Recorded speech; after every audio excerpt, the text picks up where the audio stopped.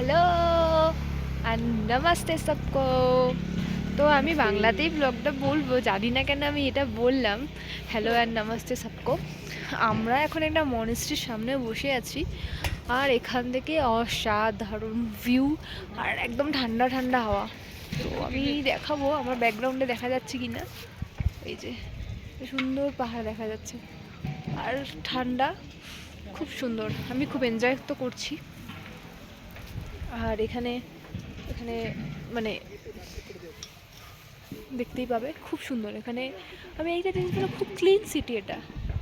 এখানকার লোকজন খুবই পোলাইট, খুবই ব্যবহার খুবই ভালো। তো এখানে আমরা ঘুরছি, মজা করছি। তো এখানে একটা কুকুর আছে, ওকে এরা খাইতে দেবে। তো এই যে দেখাই একটু,